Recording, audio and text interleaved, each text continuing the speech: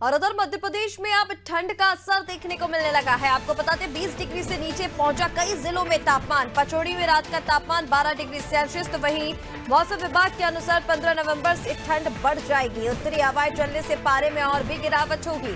तो मध्य प्रदेश में अब ठंड ने दस्तक दे दी है। 20 डिग्री से नीचे कई जिलों में तापमान दर्ज किया गया है। पचमढ़ी की अगर बात की जाए तो रात का तापमान यहां पर सबसे कम 12 डिग्री सेल्सियस दर्ज किया। मौसम विभाग ने इसको लेकर पूर्वानुमान भी जता दिया है। उनके अनुसार 15 नवंबर से ठंड और ज्यादा प्रदेश में बढ़ जाएगी। उत्तरी हवाएं चलने से पारे में भी गिरावट दर्ज होगी। और चलिए इसी पर अपडेट लेंगे। शबाना हमारे साथ लगातार बनी हुई है। शबाना, क्या कुछ और अपडेट मौसम विभाग की ओर से दिए गए हैं? किस तरह से बताया जा रहा है? क्योंकि देखिए मौसम विभाग के अनुसार अब आगे 15 नवंबर से ठंड जो है वो और ज्यादा बढ़ जाएगी।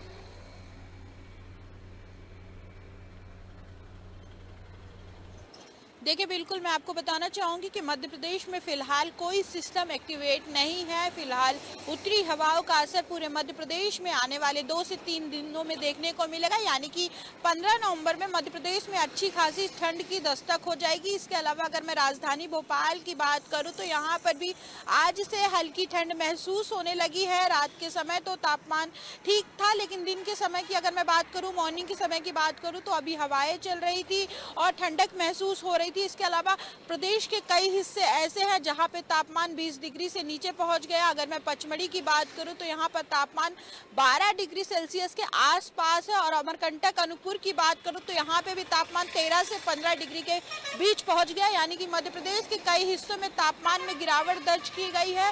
पूरे प्रदेश में उत्तरी हवाओं का असर जो है वो देखने को मिलेगा। बताया जा रहा था दीपावली के बाद ठंडक देखने को मिलेगी, लेकिन अगर मैं इस हफ्ते की बात ना करूं और आने वाले समय की बात करूं, आने वाले हफ्ते की बात करूं तो देखने का मिलेगा मध्य प्रदेश में ठंड का स्तर बढ़ेगा, तापमान में गिरावट होगी और दिन रात दोनों के तापमान में गिरावट की जाएगी। इसके अलावा अगर मैं बड़े शहरों की बात करूं जैसे जबलपुर, इंदौर और भोपाल की बात करूं तो फिलहाल यहां पर जो है हल्की फुल्की ठंडक महसूस होने लगी है।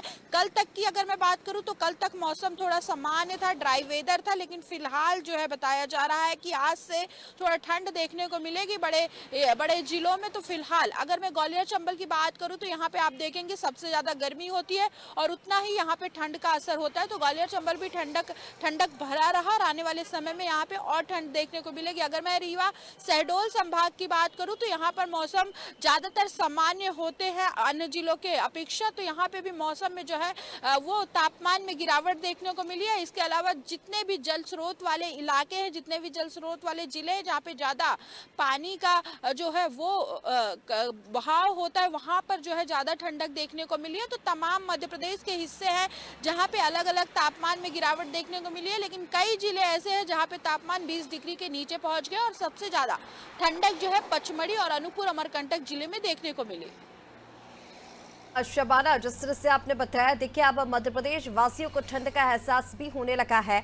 और जैसा आपने कहा क्योंकि उत्तरी हवाएं चल रही हैं तो 15 नवंबर से और ज्यादा ठंड जो है वो प्रदेश में बढ़ जाएगी। फिलहाल तमाम बातचीत के लिए आपका बहुत शुक्रिया।